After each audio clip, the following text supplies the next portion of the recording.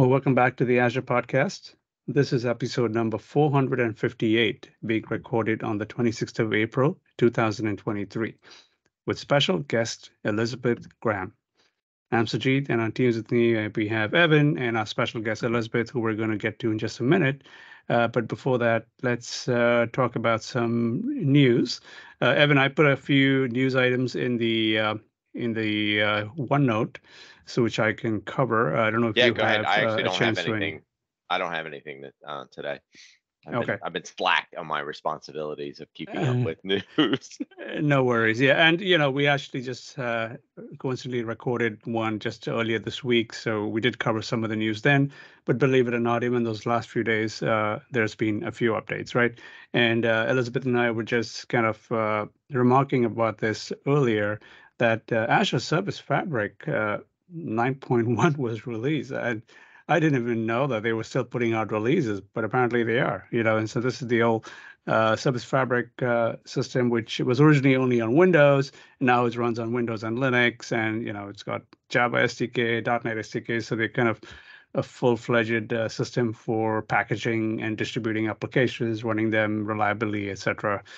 So all of those features are being put into open source. They're actually moving from their internal repo to the GitHub repo now. So they're Yeah, slowly starting to do that.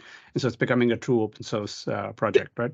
I can't speak to sort of the customer base of Service Fabric out in the public world. I'm just not familiar with it, but I will say there are still a lot of internal Microsoft services that are heavily dependent on Service Fabric. So it doesn't surprise me that we're still actively investing, in it as a technology. It's in heavy use for sure. Yeah.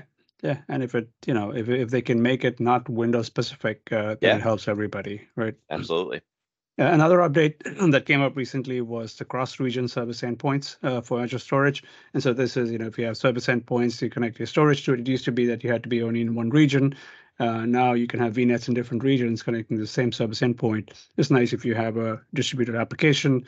You can kind of, I know Elizabeth, for one, has been looking at some of the redundancy in storage accounts, and that kind of plays nicely with that, where you can access them from different regions. And thirdly, I will say is this is the Azure File Service, right? Also part of Azure Storage. Being able to mount Azure files as a SMB mount. It used to be only something you could do from Windows, and now that's available for Linux as well. And so you can have Linux clients as long as they're connected to your AAD service. You can use the identity-based access to connect to them, so that again, it's all very Nice. secure. There's no kind of secrets and credentials floating around in the Unix system. It's all done automatically. So those are the three updates that we've had, and we'll turn the mic over to Elizabeth. Elizabeth, thank you so much for joining us today. Please introduce yourself to our listeners and tell us, what you do at Microsoft, what you're passionate about, and we'll take it from there.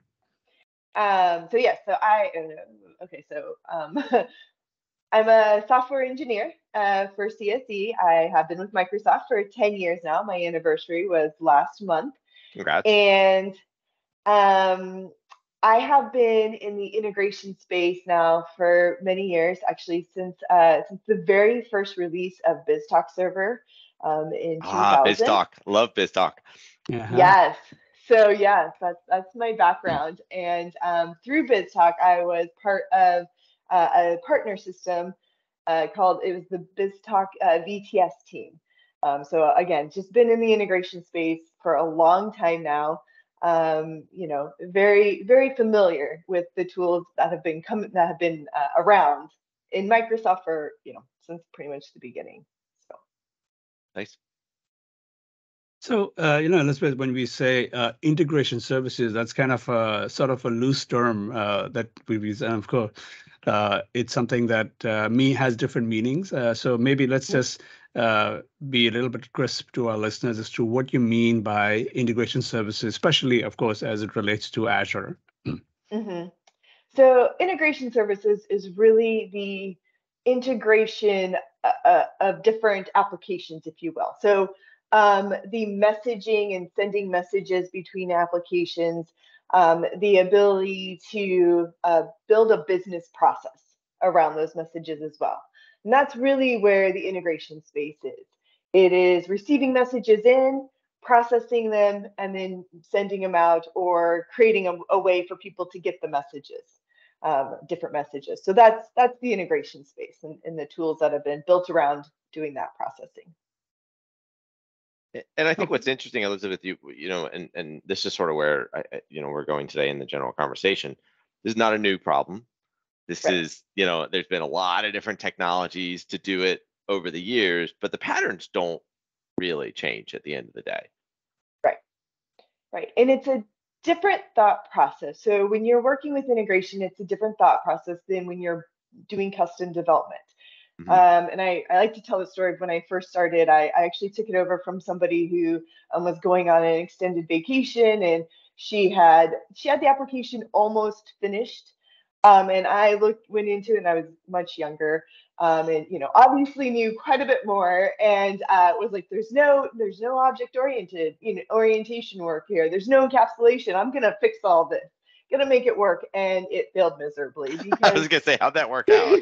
Yeah, it wouldn't even load the file. So, but it made me I had to stop and pause and really learn the business processing functionality of, when you're ingesting a message, you want to make sure that it's flexible enough that if customer A sends you a message, customer B can also send you a message, but you're not changing your business process, right? If you're sending in a sales order, the sales order is going to go through the same process, your process, right, as the person as the company processing it. But again, if you have two different customers, their formats might look different. The information they're sending might be a little different.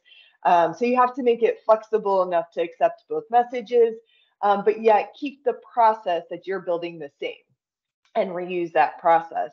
And then on the other side, right, once the process is complete, when you start it, you might start thinking, oh, I know the invoice system needs to pick up this order.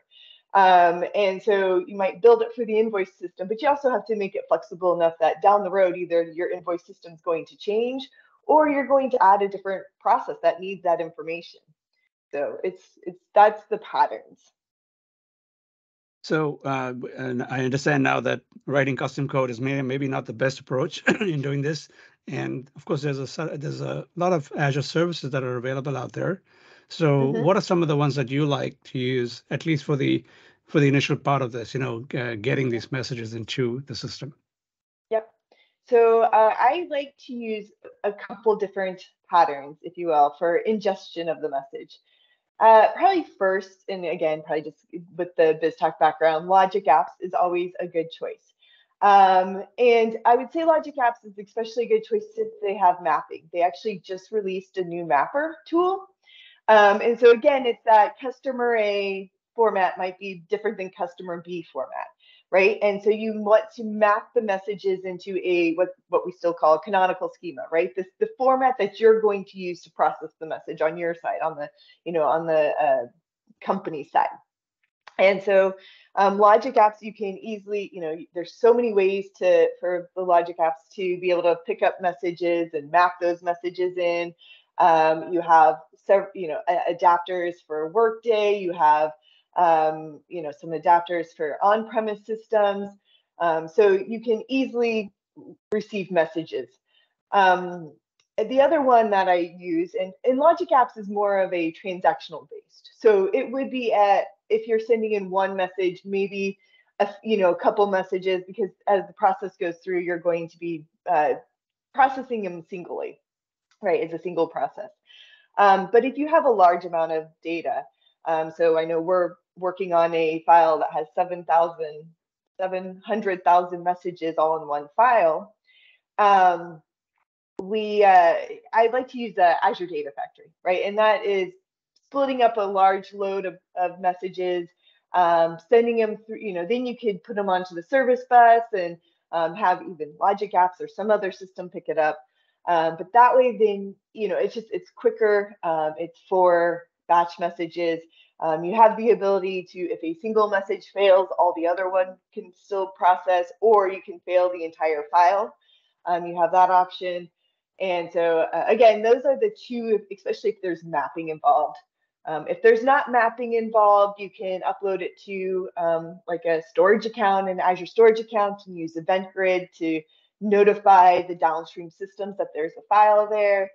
So, but that again is if you don't have to massage the file. But most of the time, you're going to want to take a look at the file and split it up and massage it into the format you want. So Elizabeth, you talked about how you use BizTalk services before, and I think from what I'm hearing, what you just said, is that Logic App seems to be the one closest to what BizTalk used to offer, right? In terms of functionality and features, that would be if someone's used to using BizTalk before. I don't know. Does BizTalk still around? It's the same team actually internally. Yes. Okay. Yeah. I honestly didn't know that. Yeah, it is. Yes. So before Logic Apps came along, it was called BizTalk Services in Azure. And it really was at the time where they almost took a BizTalk server and put it into Azure. So it was very, very familiar. And then Microsoft actually bought a company and that they took the technology from that company, and that was what Logic Apps came from. And so, but it's still very visual. So if you're not familiar with what BizTalk was, it had an orchestration pattern in it that if you think of like a Visio diagram, people don't even know what Visio diagrams are now. So, but it's, there's a it's like Power Apps. I mean, Power Apps and Logic Apps and all those have sort of that same visual feel. Yeah. Of the workflow. So you visualize the workflow, and you have if statements, and it's visual, right? And there's diagrams and there's lines that are showing you what's the next step. And actually, Power Apps is built on top of Logic Apps. So the difference between Power Apps and Logic Apps is that you can't get into the code. So Logic Apps, you could actually right-click on it, get into the code, and manipulate it that way, if you will, if you want as well. You can also download the Logic Apps IDE, so you don't have to develop it in the cloud. You can develop it through Visual Studio, so it gives you a lot more flexibility. Where's so we talked about sort of the concept has existed for, we won't get into the number of years, but a long time, at this point. But when you look at the evolution of it, is it really about the evolution and the ease of using the tools? Is it the evolution and ease of sort of creating the environments? Like when you look at this technology, what do you see that's the advancing part? Why should I, what benefit am I going to have today that I wouldn't have had maybe, I don't know, 5 years ago or something like that? I mean, so obviously right now what you would have is, putting it into Azure, you do have cost benefits. So, the on-premise services took a lot. You would have to have 2 BizTalk servers, as well as then 2 SQL servers at a minimum for high availability. Yep. Right now you have the options to, you're running it in Azure. You can connect it to VNet if you want. You can have your own instance running, or you can have it running on a consumption plan, right? So it will run whenever you'll only get charged for whenever it runs. So there's definitely a cost aspect of it. As far as the functionality, it's very much on par. I would say with the functionality. There are some things that continue to improve. There's the ability, now you can also integrate it better with other Azure and Microsoft services, if you will. Obviously, in what you had on the on-prem version, you had adapters as well, but it didn't quite connect as easily. You had EDI, you had SAP adapters, and you still have all of that in the cloud. But yeah, now you can connect to Azure Storage. You can connect to Service Bus. All of these are with clicks instead of having to go fill in the information. Yep. So Okay. the connectivity part is really important. Now, you mentioned service bus over there, one of my Mhm. favorite topics. Yep. Let's explain to our listeners how that kind of works or ties in with an integration pattern. Like where would you put that? Is that on the way in, on the way out of Logic Apps? Like how does that all work? I mean, it would depend on the scenario, but it might even be both. I guess it would depend on the mapping functionality, on how you would want to use that. But Service Bus gives you obviously the ability to queue messages, to do some order processing, as well as in the guaranteed delivery. So Logic Apps does not have guaranteed delivery. I guess that's a bit of a difference than what we had on-prem. But Service Bus does. It will guarantee the delivery of the message, or it will save the message into the dead letter queue if something happens. But you typically use Service Bus on the outbound side. So after you finish processing, you might use Service Bus to publish the messages out. So Logic Apps is finished. Again, you got the sales order message in. You've called the inventory system. The inventory system sends a message back. Logic Apps does all the correlation, so you know, okay, this order that had 5 items on it, we have 10 items in stock, so we can go ahead and fulfill this sales order message. And then you might publish the message out so that the floor could take the message and know, okay, we need to go grab those 5 items and put them into and start shipping them. I mean, you might even publish the message out onto a topic, a Service Bus topic, so that way then both the work floor process can start as well, then a shipping process can start concurrently. And then again, who knows what's coming down the road. It could be that you switch your shipping services. And so you have to change the provider, and you convert, you have a new message, have a new application, and that picks up those messages, and you don't want to actually change your process. So that's where Service Bus comes in. It's the publish and subscribe functionality. And then when you take the inbound side as well, like you mentioned earlier, that files is a good, a lot of customers will have files that they want to send us, right? Maybe a list of orders or something of that nature. How does that work? Like how do you just send a file to the system, I mean, so you can either send a whole file to the system. I think from my experience, I've seen it more where you would split the messages up, again, more than likely using something like Azure Data Factory, and then send the messages to Service Bus. And from there, Logic Apps would pick up the messages and process them. And again, it's the guaranteed delivery. So you have the messages going into Azure Data Factory where they're splitting it up. They might be mapping it, changing it. Again, not all messages come in the format you hope, and sometimes you have to glean data out and make it into the format you want to see. And so that way, then again, if something happens during the processing of Logic Apps, so you send it off to that inventory system, and the inventory system goes down. Right, you can't go back to your customer and say, "What was that sales order that you submitted?" And so, right, so that's where Service Bus would have a copy of that order. You can reprocess it. You could send it back through once the inventory system is up. So that's where you would use that message. Again, it's a lot for the guaranteed delivery, and publish sub. You can also have more than one Logic app, or even a function, or some other system subscribing to the messages at that point as well. So listening to you talk, so there's 2 questions that come to my mind, Elizabeth. The first one is, you're talking about exchanging information back and forth between companies and organizations. That implies some authentication mechanism, because you probably don't want just anybody sending orders into your system. When we talk about these different products and these different patterns, what is the typical authentication look like? Is it, I only allow you to send it if you're a certain source IP? Is it AAD integration? Like, what are my options there? Again, it depends on what you decide with the customer. If you are going to be sending a message directly into probably in Service Bus, you have different authentication. You can create SaaS tokens, or you can do managed identities. You can do different security there.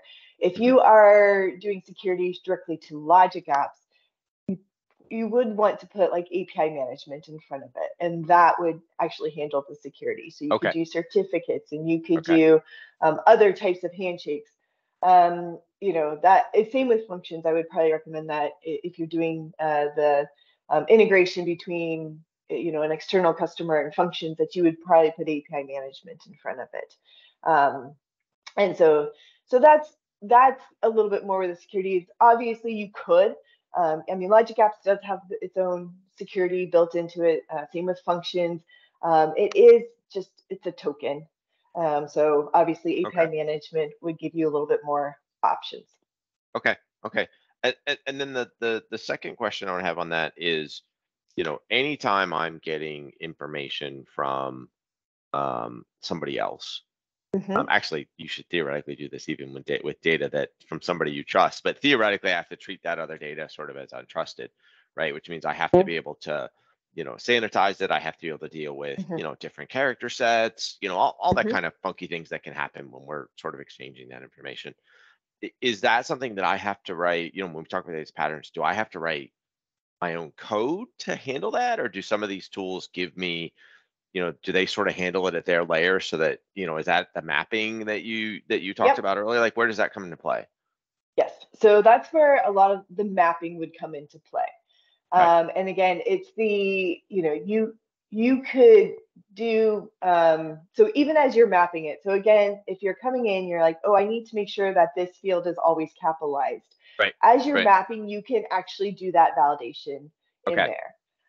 Now, there are times, and there have been times, right, where you might want to even scrub the data before it goes into mapping.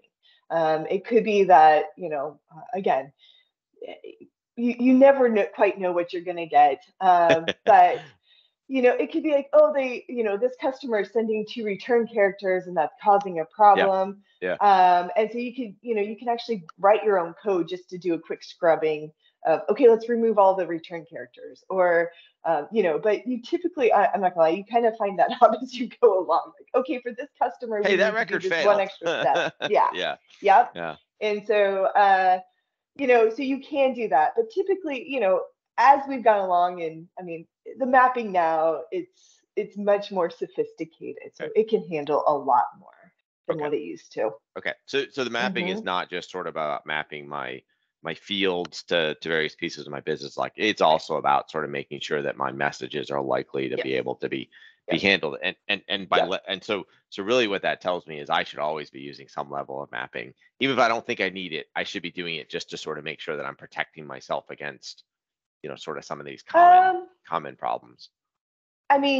More than likely you're going to use it when you're using integration. I don't know if, now that, JSON is definitely much more popular than even like flat file or those type of formats, you get a lot more, you can go a lot further with the JSON mapping and figuring that out. But yeah, if you want to do any validation on it, it's quicker and easier to do it than going through kind of field by field, if you will. Right. Okay. And how about observability? How does that work into these ingestion systems, right? Like, it's going through all these phases, these Azure services. Obviously, we want to make sure that all the orders are getting processed, and if there's a problem, where that might be. So, what are some of the options here? So, both Service Bus, Logic Apps, functions, you'd have to build it in, but you can build that in as a header. But you can add, they have tracking IDs. So you can, for example, like if you're using like Azure Data Factory to Service Bus, you can grab the instance from Azure Data Factory, the runtime instance, and that could be their tracking number. And so, and there's also, it's actually pipeline ID as well. So there's several different items you can grab that are unique identifiers. It can be the tracking number. You can put that onto the message going into the Service Bus, and then you can declare what the tracking ID is in Logic Apps. So you can actually say save that number and track it as it goes along. And then obviously, as it's processing, you can send that information to like application insights. They do work with application insights. You can use Azure Monitor, but each one has a way to look at the messages as they are processed. So you can say, here's the run ID in Azure Data Factory, what happened in that run ID. Okay, now let's go over to Service Bus. Where's our tracking ID? Where's the the Azure Data Factory run ID in Service Bus? Did the message go through? And then again, Logic Apps as well. On the dashboard, you can quickly and easily look at all the different messages that's going through. You can also filter through that, build queries. But again, you just need to tie it all together, and more likely Azure Monitor, but application insights would also work. Excellent. Yeah, this is so it's like this huge pipeline that you're building out, right? To do this ingestion, the orchestration of your workflow, and then eventual sending it to some destination system. And it's all possible in Azure itself. Most of the time writing almost no code, right? I think which is a good thing. Correct. I mean, it's not no code. So what I have found is that you always get to a point where you're going to write code.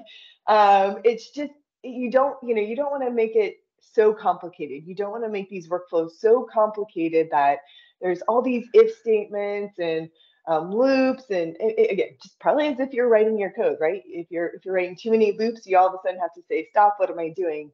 And so what I find is that most of the time you end up writing something in a function. And so just, again, little snippets of code to get what you need to get done. And so Logic Apps will, you can build those into the Logic Apps. Again, you could also send the messages directly from Service Bus to functions. But these are just little snippets of code. It could be, we need to do a mathematical function that's very complex, and I want to do it in code and monitor it as well, test it separately. Maybe you can even call that mathematical function without having to call the Logic App. But I do find that I would say 90% of the time end up writing a little bit of code here and there to get it all the way completed. And so that's, it's not codeless, but it is low code, definitely a low code solution. It's when I used to run across these systems ages ago, this was almost always some sort of a batch process that would run on a nightly basis or whatever the case may be. In this day and age, has that shifted mostly to things where now I'm probably not going to do it like 100% real time? It's sort of going to be warm path where there's going to be some level of asynchronous here. But can I do this stuff at scale now on a relatively short time frame with the tools that are out there, or am I still generally talking about things that are going to run once a day, once every hour, or can I go down at things? Hey, I might get a message every couple of seconds and I have to handle it. Can I build systems with the tools that you're talking about today to handle that kind of frequency? I mean, so the tools that I've been talking about are not typically low latency tools. Okay. Now, with that said, it's not that it could be fast. Again, it would depend on how much processing you're doing. Yep. But it's not the goal. Functions, if you are doing low latency like that, you need something quick. Functions would probably be the best option. Okay. Again, if you wanted to spin those up and run it really fast and return a response, but that would be coding as well. But yeah, the way I always think about it is, these aren't low latency tools because you are building in all the extra pieces that you don't need to build in your code. So when you think of Service Bus, right, you have the dead letter queue, you have the retriability, and Logic Apps and Azure Data Factory also have retriability. So if something fails, you can just press a button or write a snippet, right, to resend the message through. It has state, it has the message tracking, right? But all of these, as you are adding this on, all these layers get added on, they take a little bit of time, right? And so again, it probably is low latency, but if we were going to be, 100% transparent, it's not, right? It's not milliseconds, or Yeah. you know, the SLAs are not milliseconds. So I'm not. Yeah, these tools are a bit more batch. You're right. Yeah. Okay. Focused, but not necessarily all the time, right? It does depend on the SLA. So it sounds like probably I shouldn't really be thinking about these tools for like a real time processing, but I could certainly think about it for something that's on, Right. you know, measured on tens of seconds or something like that, you know, which Yep. the real world is still pretty fast, Yes. but it's Right. you know, I don't really want somebody sitting there going, I clicked a button, I want to wait for this type of you know, event processing to happen, right? That's probably where I want something a little bit more integrated. Right. And on the flip side, I'd say that, you know, it has to be, obviously reliability is the key part here, Yeah. right? When Yes. when someone's dropping a message there, they want to know, as you alluded to earlier, they want to. There shouldn't be such a, wait a minute, what happened to your order, right?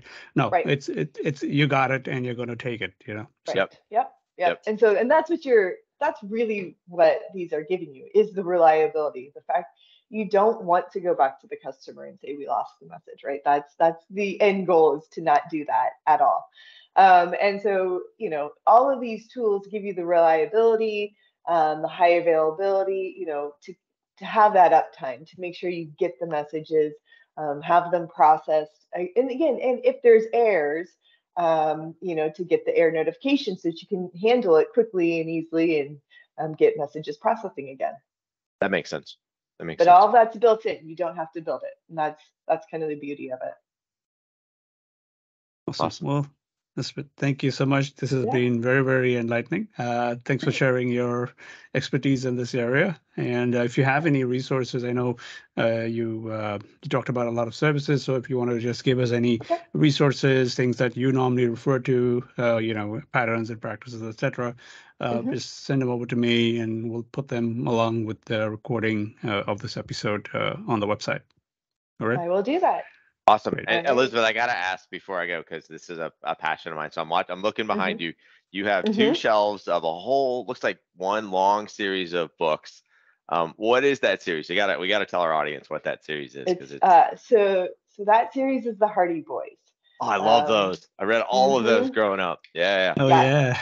Yes. So Hardy Boys, Nancy Drew, and Bobbsey Twins, I think, was the other one, right? Yeah, there's even an older one that at least I read, called Boxcar Kids, or I don't know that I read those. But, Okay. Yeah. So yeah. That's awesome.